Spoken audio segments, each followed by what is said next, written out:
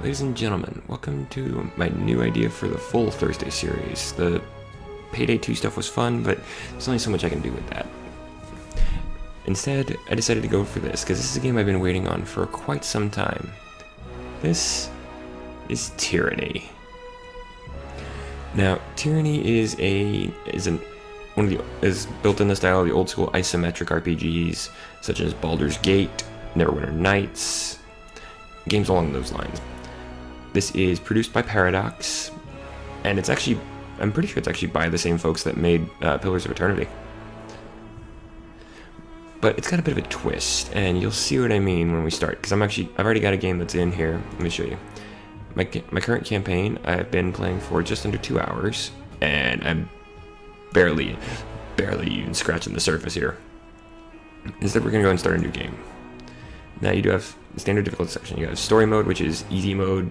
Enemies are pretty simple, but this is all about finding out the story. I've been playing on normal, which is standard setting. You also have hard, which is for veterans, because you have to actually think about what you're doing. Then you have Path of the Damned, which is just insanely difficult, apparently. You also have expert mode, which disables a lot of tips and such.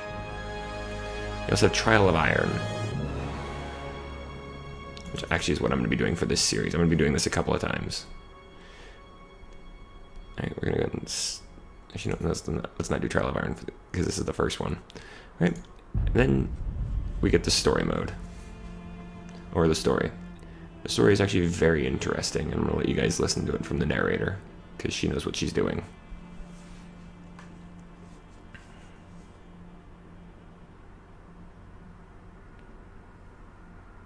This one will be a little bit longer than the normal episode because this is the introduction.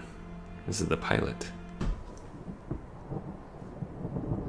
For over 400 years, the armies of Kyros the Overlord have swept across the known world. All who stood against them fell before their might. Even the Archons, women and men of immense power, were forced to kneel, chained to the Overlord's will. Now Kyros' final conquest has come to our corner of the world, and two of the Overlord's armies compete for the honor of taking our lands. The elite disfavored, and the teeming horde of the Scarlet Chorus.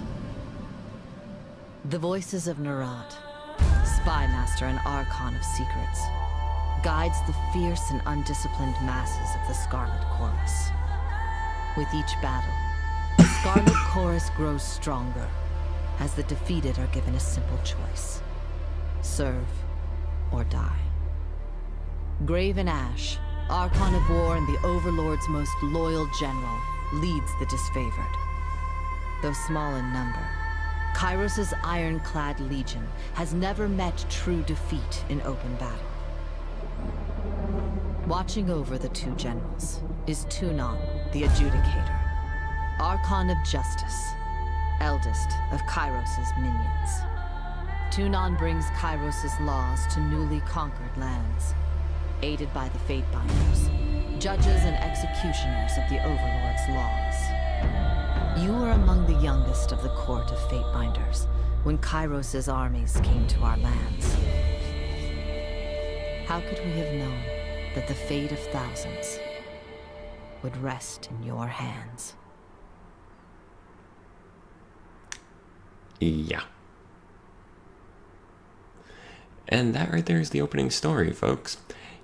You serve as a Fatebinder, one of the special units, if you will, in the army of Kyros the Overlord. So the basic idea of this is this world had a war between good and evil. And evil has won. Almost. This takes place in the land known as the Tiers. That's tiers as in levels, not crying. Fatebinders act as judge, jury, and executioner in the name of Tunon, the Adjudicator. This is the customization is actually, it's not super huge, but it's actually pretty decent. Now I'm gonna go for this kind of build because my first character, the one that I showed you the save file for, he's a wizard. He's a wizard type. For this guy, I'm gonna go for a warrior.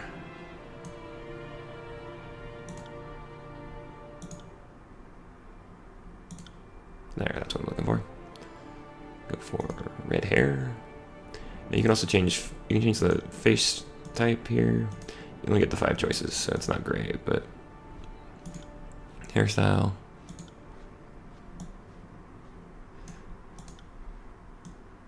Okay, that's a little too anime for what I'm looking for.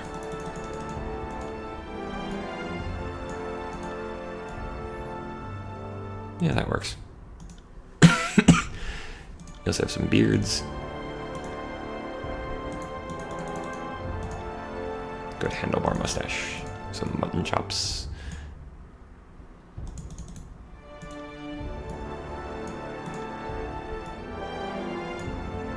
You know what? Or should have you be clean shaven? You also have you also have 3 male, 3 female voices, or no voice.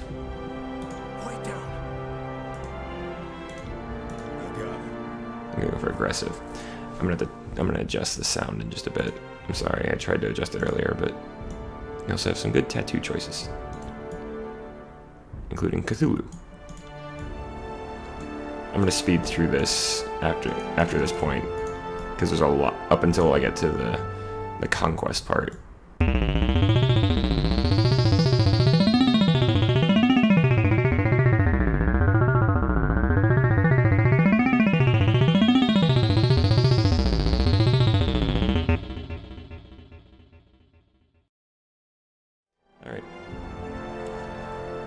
Alright, now, like I said, I kind of sped through the part of me building the character. This is the last option you have for your character creation. I'm going to go through this one. And then we're going to go for about 15, maybe 10-15 minutes in the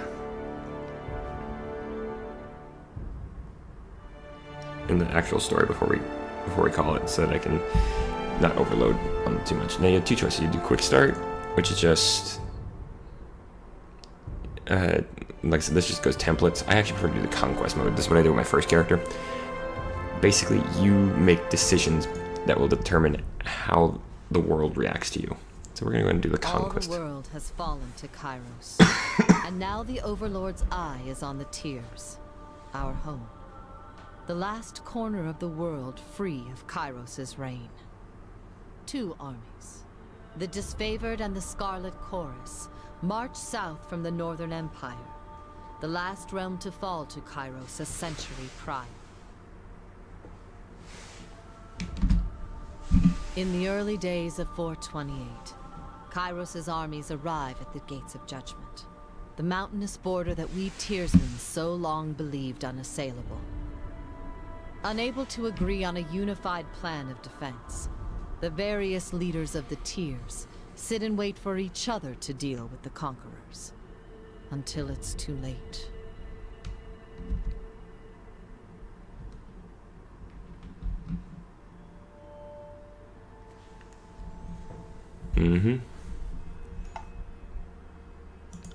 Now, last time with my mage character, I kind of took a very subtle approach. Like I'd sneak in. Like here on this one, you have an option to sneak in to the city a couple of times, the Bastard City.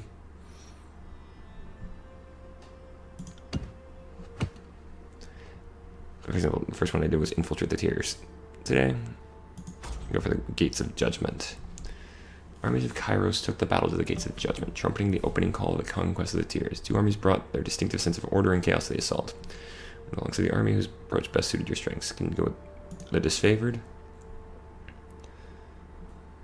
which is you advance and send a message, or you can do the chaotic mass of the Scarlet Chorus. I'm going to join with the Disfavored.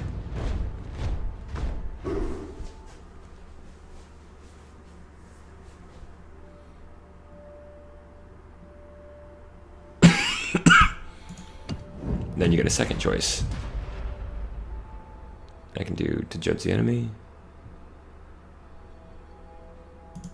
I'm actually going to do this one.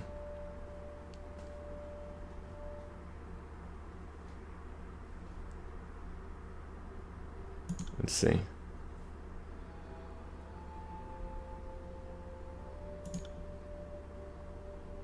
We're actually going to stick with the disfavored on this one. Securing a day's worth of goods hidden behind a hidden panel. Potions and elixirs bound for secret contacts within the bastard city. Disfavored lord with provisions for the following year. Denied the defenders of the bastard city supplies that would be desperately needed in the siege to come. Good. That's actually Tunon right there. Let's see. I could assault, which is what I did with my main character. Join the Scarlet Chorus. Could also sabotage their defenses, which is another option. I'm going to do that later on. But we're actually going to join with the Scarlet Chorus on this one.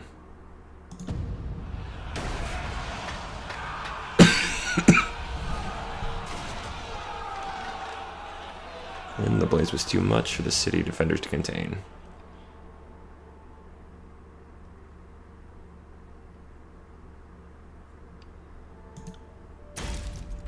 So the bastard city has fallen. There's actually 3 parts to the conquest. I know it looks like there's 4, but I can go to Lethian's Crossing. I did that last time, so I might actually go to Apex this time.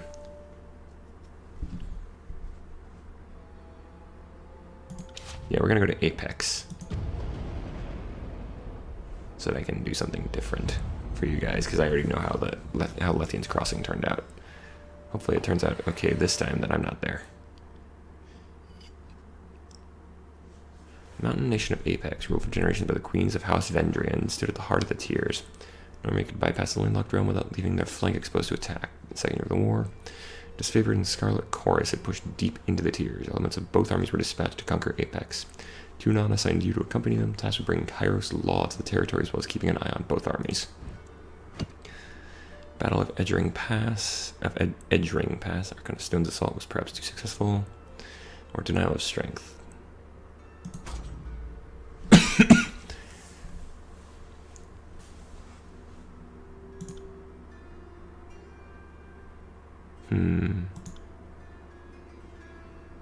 Let's see what the other one is. Set their most destructive ally to Cairn, Archon of Stone.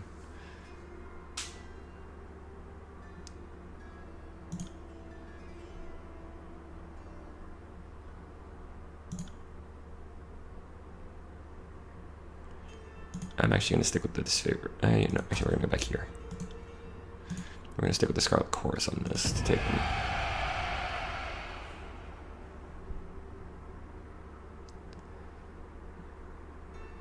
Let's see.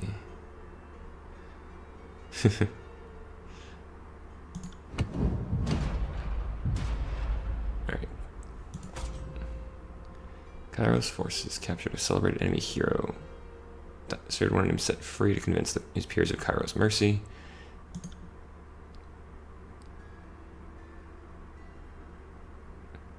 Might do that one. Let's see, poisoning the well. Playing secret. Days later, uninformed deserted scouts died of illness.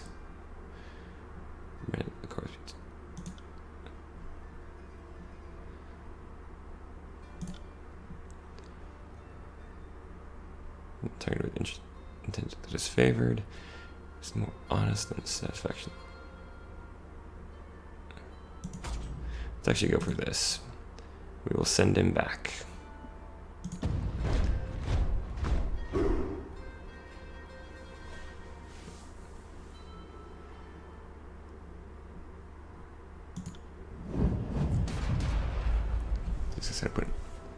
To send an offer of parley. Along with their acceptance, the enemy requests that you appear at the meeting. We're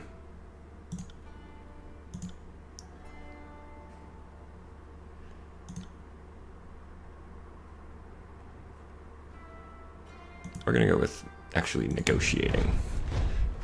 We could have done that with a diplomat trade, but part with their lands, but they were even more reluctant to continue a war. They were losing at every turn. So it took days of discussion and diplomacy to show them the madness of tenacity.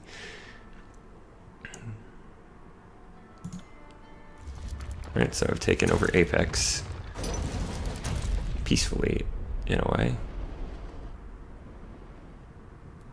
Alright, last time I also went to the Vellum Citadel. which the ending for that is interesting, so I'm not going to spoil it. Azure. I want to go take Stalwart because I'm doing the military thing.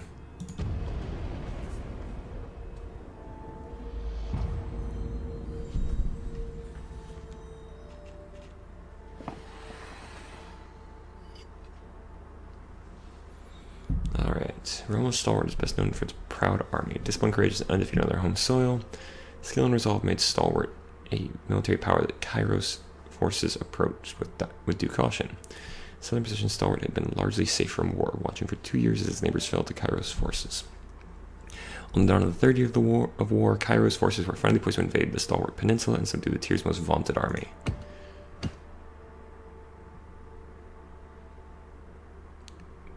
That's not good. Defeated the hands of enemy defenders. Scarlet Corps used disfavored recklessness. Disfavored claimed the Scarlet Corps brought too few soldiers to cover their flanks. Or until you gave a ruling.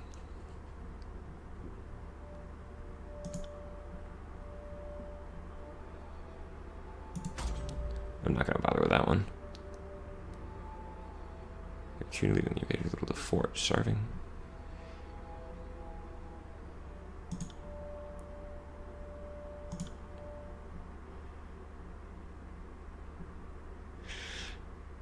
I hate doing this, but I'm going to have to do that one.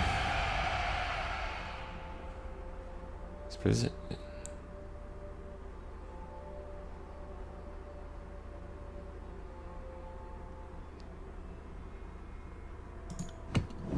Yeah, the reason they keep accepting whatever I tell them is because while the two armies, the Disfavored and the Scarlet Chorus, are important, as a Fatebinder, I technically outrank them.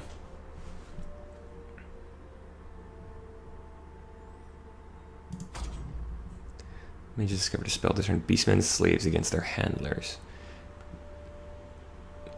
So unsanctioned magical practice ran contrary to Kyros law. Beastmen were considered too erratic to be relied upon, even as shock troops.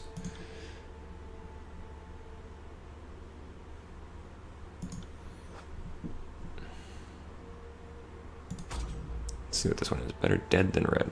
Scout Course conscription. Conquered locals began committing suicide.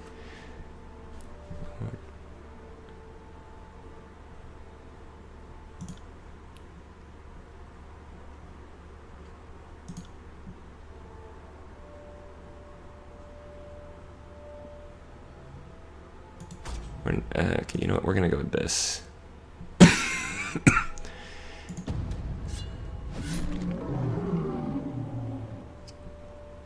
Campaign. Interesting. Wondering if they suggest some greater flaw in the conquest.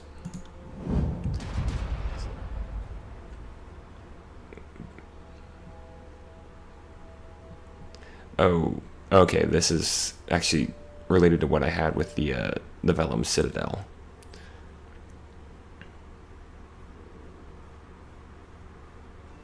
Because Kyros has what he calls edicts. Basically, it's a spell that will destroy anything.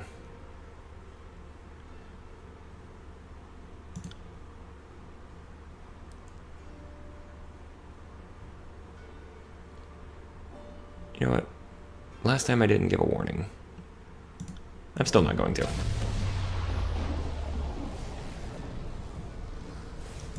Basically, it's a spell that it will do whatever it's supposed to do until a condition is met. And there's basically no way to stop an edict. Clear skies darkness, you read the final words of the edict. A flurry of wind and rain whipped through the rolling plains and craggy canyons, turning rocks, uprooted trees, and hapless soldiers into hazardous shrapnel. Armed with a measure of foresight, you were able to remove yourself from the area before the storms grew more violent. Over time, nearby communities told of cyclones consisting of thousands of soldiers worth of limbs, spears, armor, and skulls. What's more, the weather showed no sign of dissipating. Several units of Disfavored who fought the enemy in spite of the advancing storm were caught up in the Overlord's magic. The few survivors regrouped to nurse their wounds. Their failure to topple the Stalwart Legion shamed them into believing the dead more fortunate. The name Stalwart fell from use. People took to calling it the Blade Grave for the remade landscape festooned with the iron and bronze armaments of two once great legions. As Kyros' forces departed, you spread a glance back at the ruins of Stalwart, marveling at your work. You didn't have long to rest before Tunon called you into service once more. And that's the conquest. You choose how you're going to set up the world. You can again read. You can also redo it to see the other choices, but we're just gonna go ahead and continue. But I guess the third one, you always end up with an edict.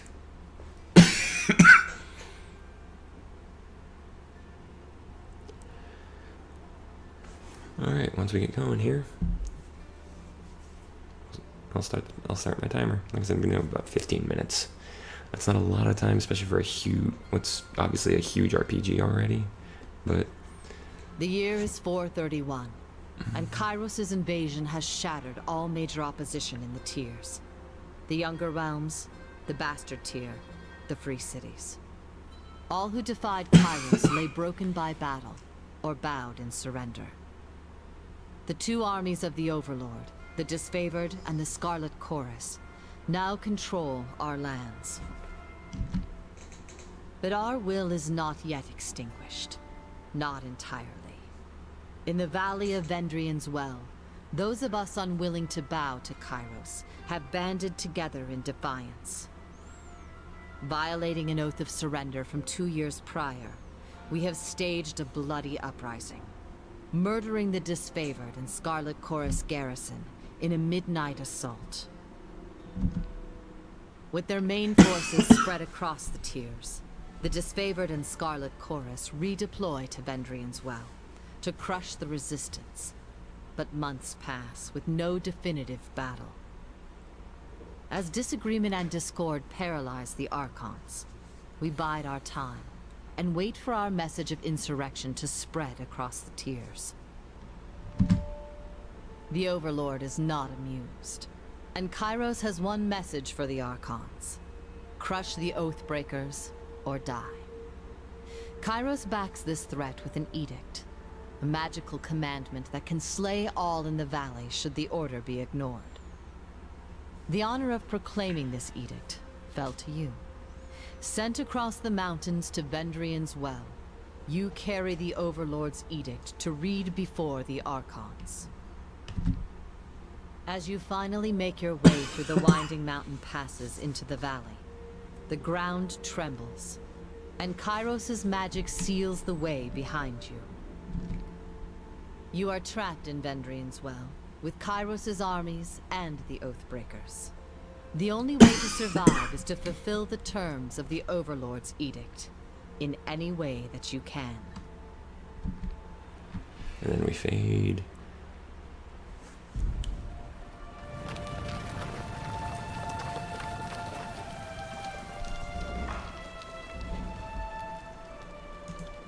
Oops.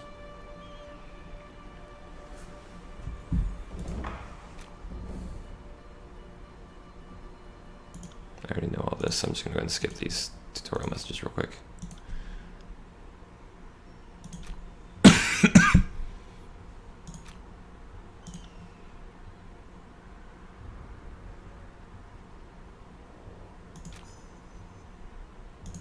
Yeah, you also get skill experience, kind of like in Elder Scrolls.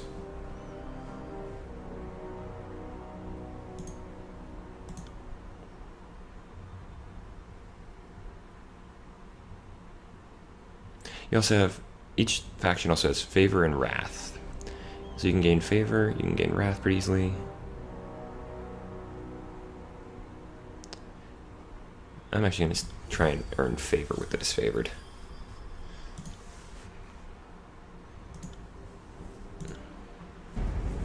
And now we have our first fight.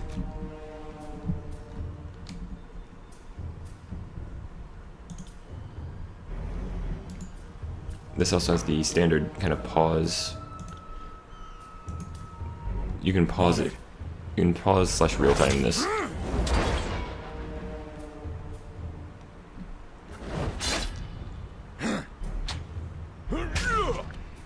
Will do. Let's try this new ability.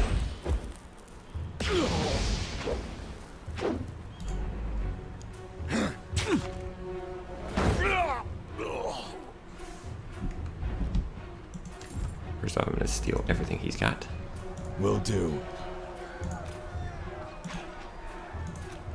I don't need these tips.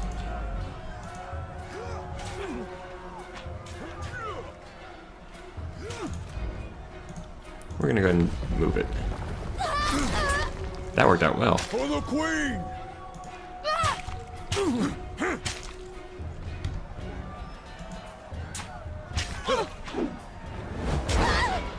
Also, it doesn't, from what I've found, there's not really any, there's no resources. Aside from, like, limited use.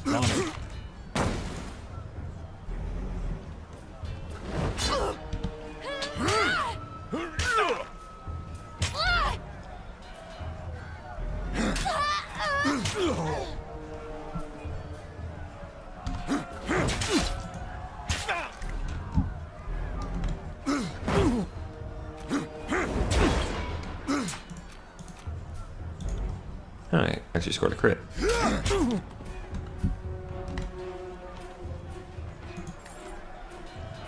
Ooh.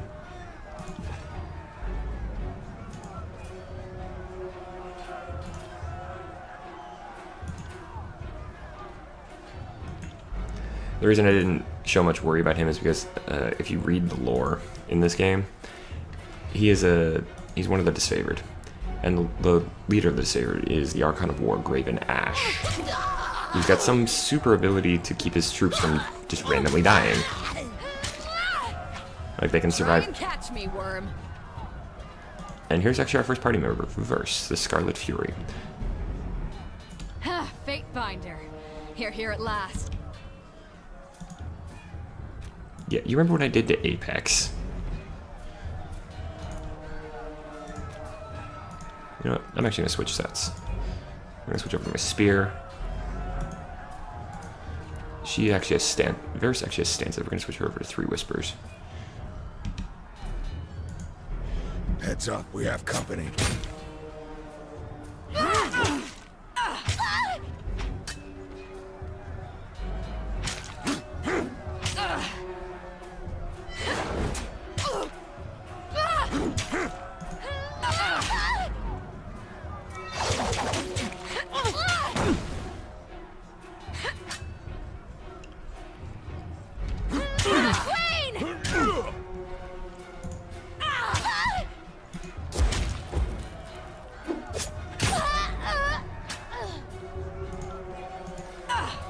He also had combo abilities like this. Phew.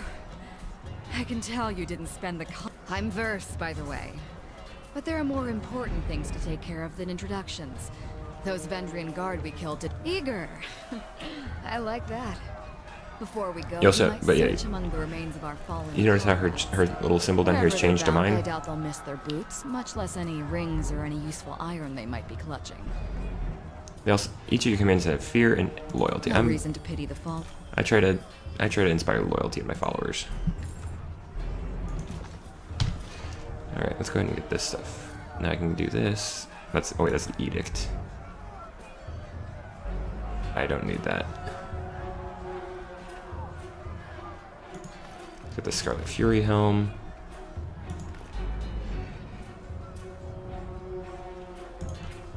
Actually better than my sword.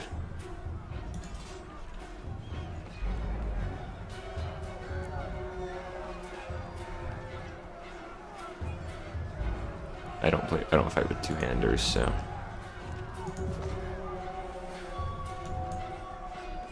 On it.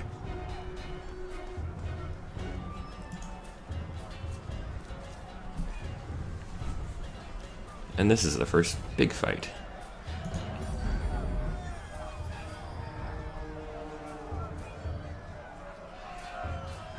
Oh.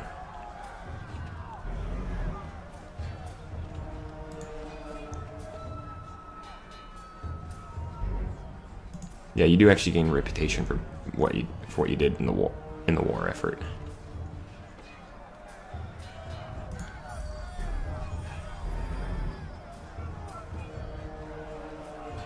I'm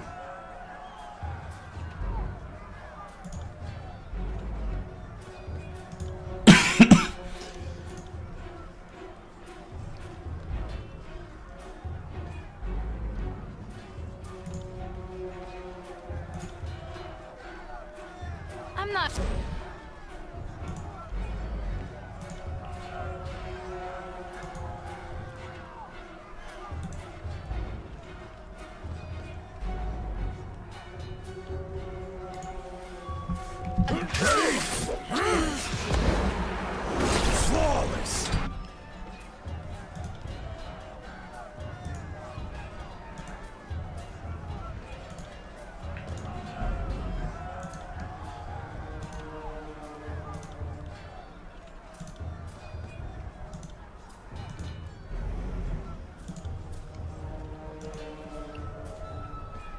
It's also good.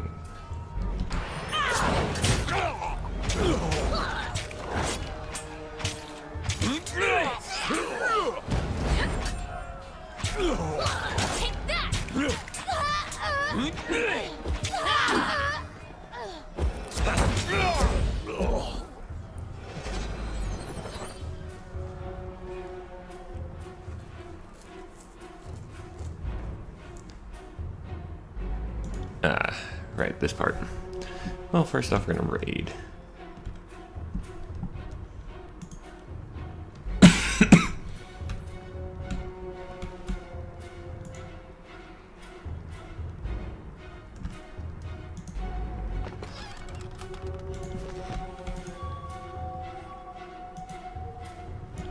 Yeah, you can already tell the difference between the Scarlet Chorus and the Disfavored.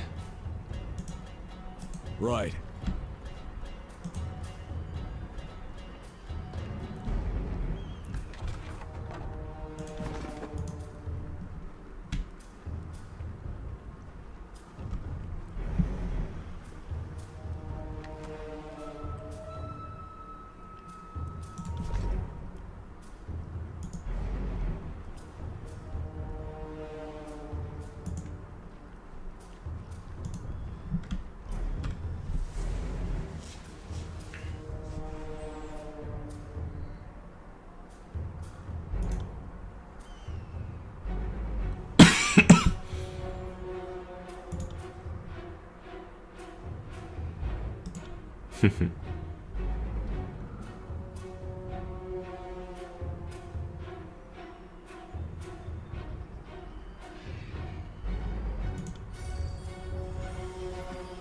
Yeah.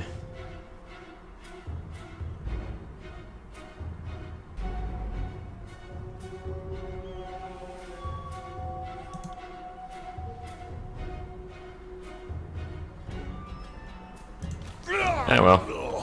Well, this time I saved Drastus. Last time I lost him. Huh.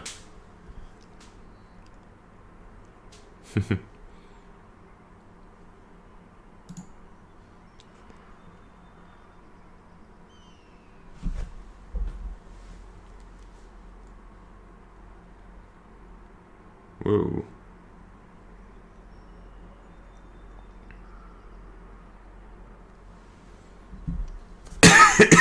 Forgot to start my timer.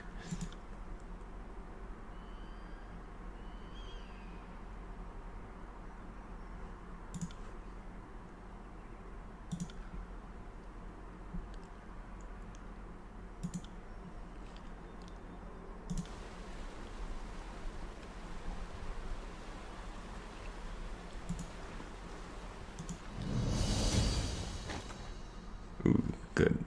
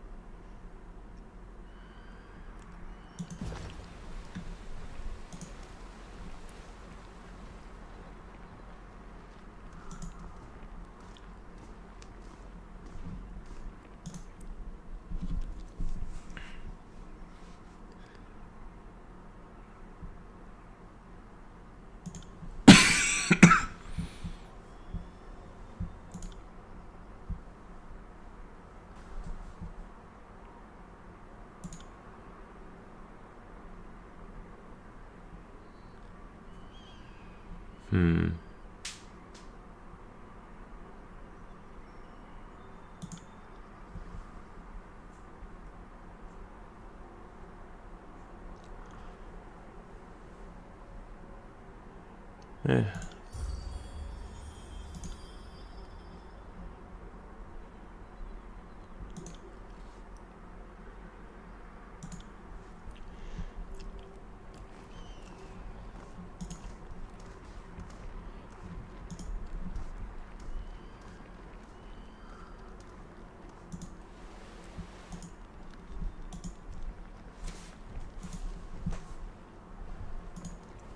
Last time, Tarkus Demos ended up on this particular spike right there.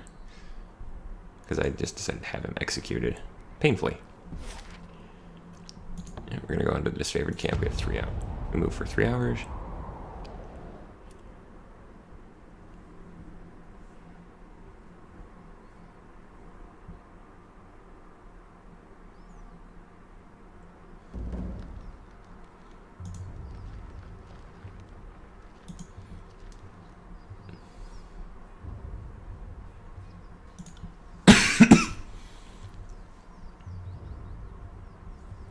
Last time I actually went through a long bit about this.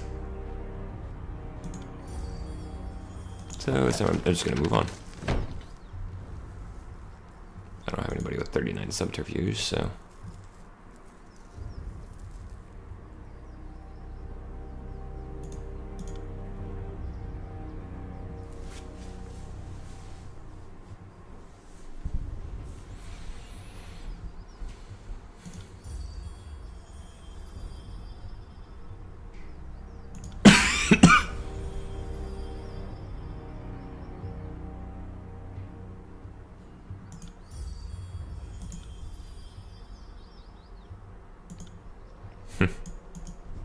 Yeah.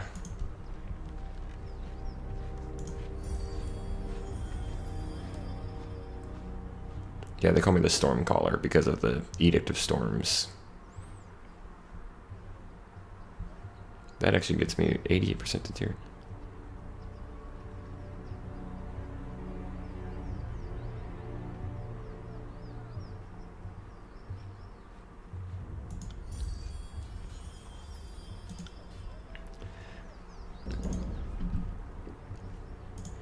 First off, though, we're going to talk to Pentabor here.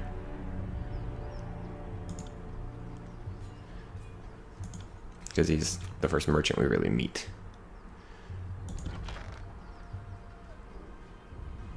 Let's sort this by sell value, low to high. You guys may be wondering why I'm selling armor and weapons.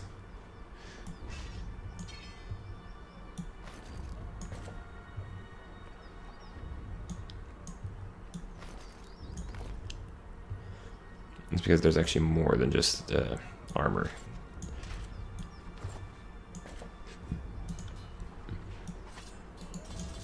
Whoop. Hey, you know what? Let's actually go and sell that, because... So, actually, no, we're going to keep that, because I might eventually get a mage. Keep that. Okay, let's go to weapons.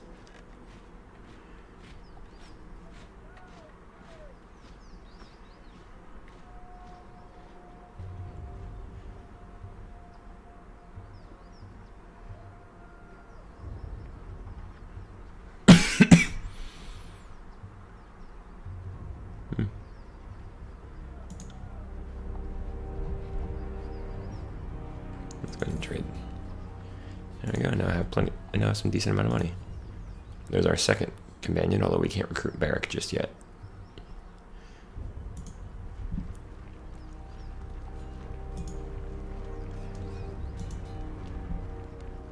What have we here? We're gonna go and head inside. What do we have? Alright, we'll call it at the end of this bit.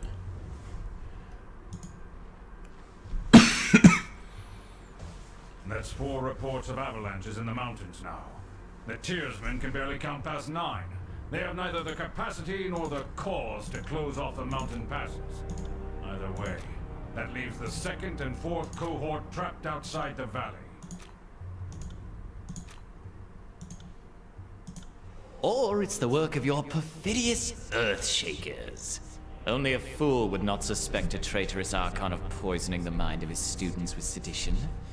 We would have killed the Earthshakers Guild for their master's treachery, but I'm sure you have some perfectly valid reason for allowing them to live as your pawns.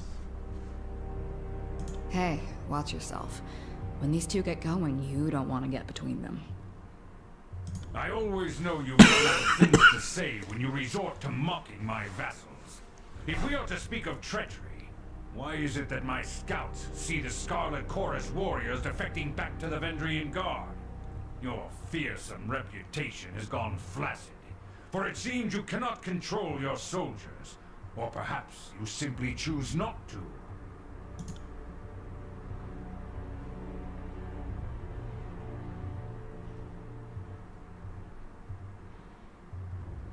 Speaking of strategic failures, who was it that insisted the valley would need only a token garrison? For some strange reason, we can't seem to recall which balding halfwit grossly underestimated the enemy. Thoughts? I do like there's quite a bit of comedy in And this I game. thought you had left agents within these tiersmen when they surrendered. Either you failed to see it coming, or you knew and let it happen. Incompetent or in cahoots, either way, this mess has your filthy stink all over it. We look forward to seeing you explain to Tunon why the Archon of War could not close the vice on this trivial little insurgency. When we are crowned the ruler of the tiers, we shall have this place renamed to Ash's Folly in your honor.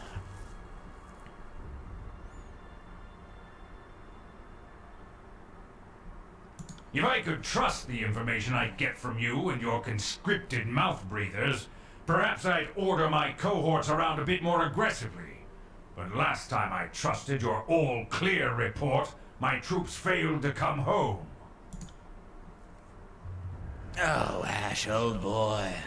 If you're going to have a little sob every time one of your nieces or nephews dies to the tiersmen, perhaps we should have Siren sing you some calming lullabies to help you cope with your grief.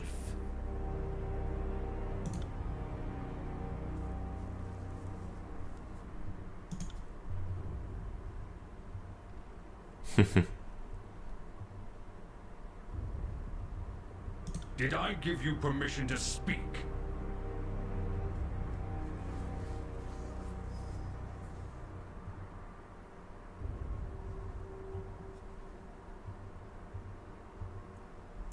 Take that. Stormcaller, it is an honor to have you with us. I would imagine you are here with another of Kyros' edicts. Perhaps another catastrophe that will punish our foes for hiding behind their walls? Not so much. My soldiers tell me you helped Commander Drotus on your way through Edring. You honor the court with your selfless cooperation, for that is the sort of camaraderie that Kyros demands of us all. More favorite Graven Ash. Thought I'd turn that off.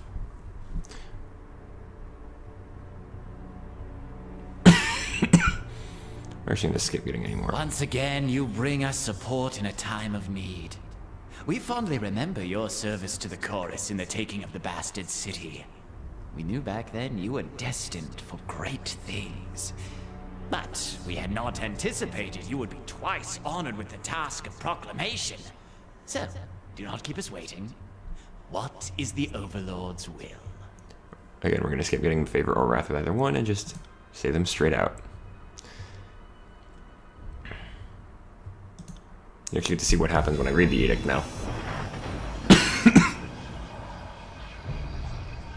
The There. Overlord means to compel us into action. No doubt the avalanches in the mountains are part of this ultimatum. We must conquer the Oathbreakers or die in failure.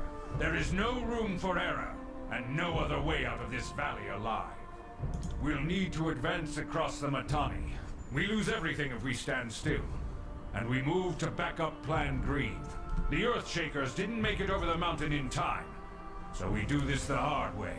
Over the walls instead of through. So, you found your backbone at last! Oh, we were worried past humiliations would make you soft, timid. That was a record for you, right? The baker's dozen lost in one sortie. If you had waited for the chorus reinforcements, maybe we'd have eyes and ears on the matter. You make it sound like you've been putting even the slightest effort into getting a foothold across the Matani, when all you've done is set your gangs to uncoordinated raids. You're the Archon of Secrets. Why is it you still don't know the enemy's full strength and capabilities? Maybe you know, and choose not to share. Look, if you're afraid to send more troops against the Oathbreakers, just admit that you're a coward and allow us to take charge of the situation. The Scarlet Chorus will be happy to prove it can do what the disfavored cannot. The Fatebinder is right. We're acting not as leaders, but as children. I've no time for your foolish japes and petty taunts. We should focus on the objective at hand, and that is taking the Mittani River, and then advancing to Ascension Hall and ending this edict.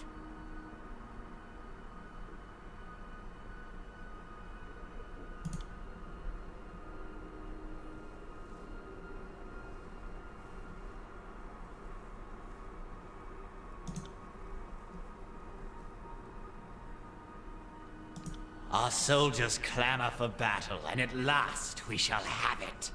Thus, we command you to continue guarding the Fatebinder. Tunon's chosen is our honored guest, and must be shown our finest hospitality. I won't let you down. He'll get through the campaign in one piece, as long as he doesn't do anything too stupid. And before we forget, we have a debt to settle. Last year, when our warriors got confused about supply lines, so kind of you to understand how things get muddled in the fog of war.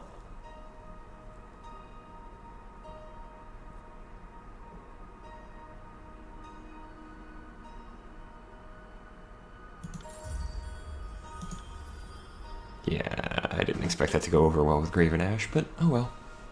Finally, the fool and his puppet are gone. Perhaps now I can hear myself think. Rarely do I question Kyros' judgment, but I will never understand why the voices of Narot is given such authority. I shudder to think what will become of us all should Tunon favor him in the end. Yeah, Tunon is basically the highest of the Archons. Though the edict threatens the Scarlet Chorus just as it threatens us, I cannot shake the feeling that our allies will work against us. You've shown your worth in war, and your name has been known to the Legion since the very beginning of this long conquest. So I'd ask that you join us this one last time, to help us wrap up this last objective. If you wish to be counted amongst the glorious, speak with the Iron Marshal. She will direct the order of battle until we are ready for the final push into the Citadel.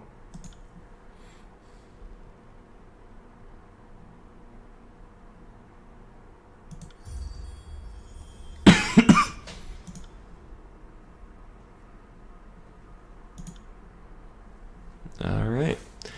Well, we just set up for the majority of this. And yeah, this also tells us our time limit. We have 8 days. But that is going to be this episode done, folks. If you enjoyed it, please feel free to like it or favorite the video. Also, leave a comment down below if you have anything you'd like to point out, or just something you'd like to say about how this series looks. And if you want to keep up with me and never miss any of my current or my new series, please feel free to click the subscribe button down below, or there's a link at the end of the video. As for that, folks, I have been D. We're now bound by fate. So good night, and good gaming.